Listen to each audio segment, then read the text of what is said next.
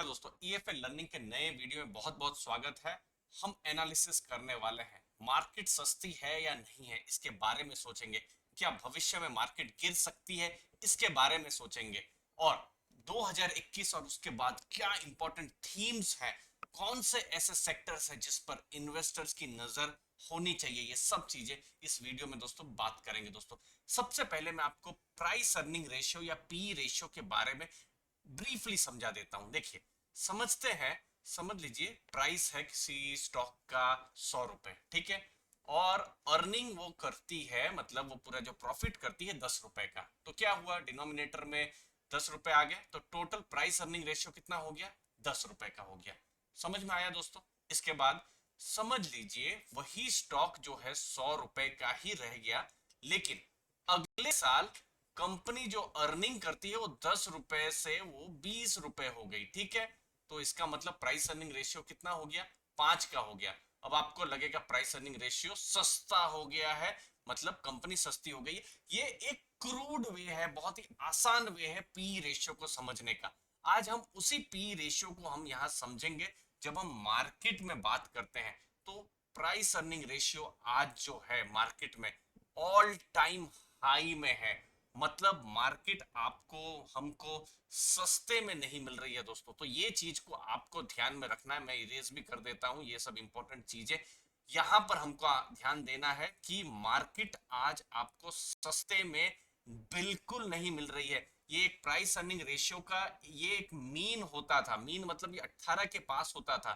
एक standard deviation ऊपर भी 23 तक होता था, एक स्टैंडर्ड डेविएशन नीचे 13 का होता था। ये जो है बेस्ट पीरियड था पी के हिसाब से देखे तो। लेकिन अभी देखिए 33 के ऊपर, मतलब ऑल टाइम हाई वैल्यूएशन है। भविष्य की जो अर्निंग है ये ट्रेलिंग था, ये भविष्य के जो अनुमान है उसके हिसाब से भी देखें तो पी रेशियो एकदम हाई लेवल पर है। जो स्टैंडर्ड डेविएशन है उससे भी ऊपर में है, 20-21 के लेवल पर है। तो दोस्तों, मार्केट महंगी है, लेकिन मार्केट नीचे भी तो नहीं जा रही है। मार्केट महंगी है, सबको पता है, तो नीचे क्यों नहीं जा रही है? क्योंकि अर्निंग्स जो है नीचे की पार्ट जो दोस्तों, प्राइस तो हमने देखा ऊपर है, वो तो कांस्टेंट रहा, बढ़ रहा है। तो अर्निंग जो है वो भी बढ़ रही है। जो हमने देखा जून के महीने में नेगेटिव अर्निंग हो गई थी, क्योंकि अप्रैल मई जून तो सब कुछ बंद था। लेकिन सितंबर में दिसंबर में जबरदस्त ग्रोथ हुआ, आप देख सकते हैं। फिर आप देख सकते हैं निफ्टी का जो प्रॉफिट आफ्टर टैक्स है, आप देखिए अप्रैल में जून में यहां पर नेगेटिव हो गया था, लेकिन फिर आप देख सकते हैं अक्टूबर में दिसंबर में जबरदस्त बढ़ा। तो यही चीज है दोस्तों, अर्निंग्स जो है हेल्दी रहने की उम्मीद की जा रही है। अब यहां पर एक और डेटा आपको मैं समझा देता हूं, और डेटा का मैं एनालिसिस भी करूंगा इसका क्या मतलब है। देखिए, अभी की हम बात करें तो ये 462 478 आप जो देख पा रहे हैं, ये निफ्टी का अर्निंग पर शेयर है, मतलब जो नीचे वाला पार्ट है। मतलब हमने जो डिनोमिनेटर देखा था, हाँ प्राइस जो देखा था, प्राइस तो ठीक है, प्राइस तो बढ़ रहा है, लेकिन ये जो अर्निंग वाला पार्ट, नीचे वाला पार्ट, हमको क्या समझ में आया, अर्निंग वाला पार्ट जो हमेशा बढ़ना चाहिए। तो अर्निंग वाला पार्ट तो 462 478 है। अब उम्मीद क्या की जा रही है, ये 679 हो जाएगा। तो ये ईपीएस अगर बढ़ जाता है दोस्तों, तो आपकी प्राइस अर्निंग रेशियो जो है वो कम हो जाएगी। एक चीज है। दूसरी चीज है, कॉर्पोरेट प्रॉफिट जो है पूरे जीडीपी का कितना भाग है। जो 2008 7 8 9 उस समय में समझ लीजिए 100 रुपए की जीडीपी थी, तो कॉर्पोरेट प्रॉफिट 5% 6% 7% का था, जो अभी गिरकर 1.5% 2% हो गया है। तो यही एक्सपेक्ट किया जा रहा है कि ये भी बढ़ेगा।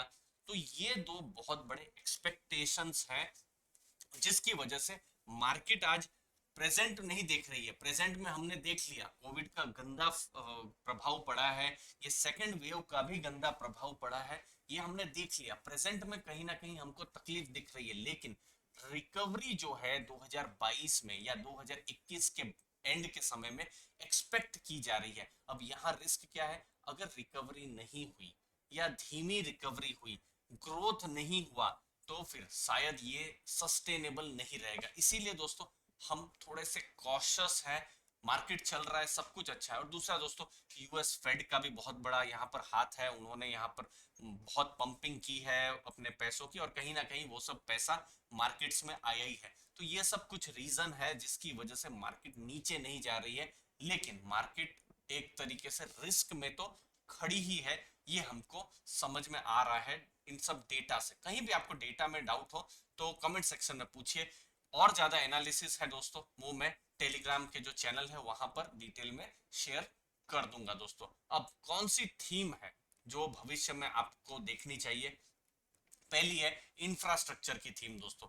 यहाँ पर भविष्य में हम गवर्नमेंट का थ्रस्ट देख सकते हैं। इंफ्रास्ट्रक्चर में भारत अभी भी थोड़ा सा पीछे है। शहरों में हम जाते हैं तो हमको क्या लगता है कि और ज्यादा यहाँ पर हाईवेज होने चाहिए, या फिर बड़े बड़े यहाँ पर अभी भी रेलवे नेटवर्क से जुड़ा हुआ होना चाहिए, रेल की स्पीड ज्यादा होनी चाहिए, एयरपोर्ट तक पहुंचना और आसान होना चाहिए, ट्रैफिक जाम कम होने चाहिए। यही चीज है ना दोस्तों।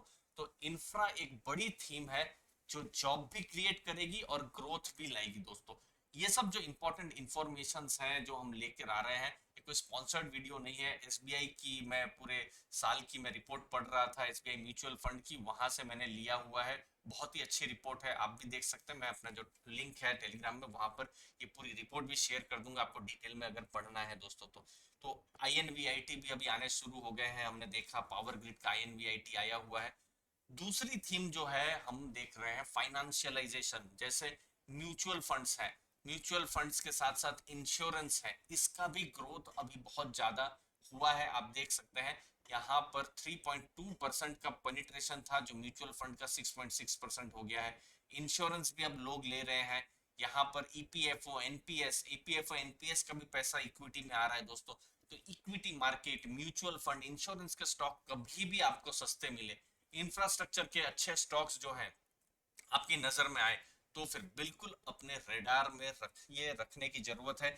ये सब कुछ की थीम्स हैं जो कि अच्छा यहाँ पर भविष्य में कर सकती है दोस्तों।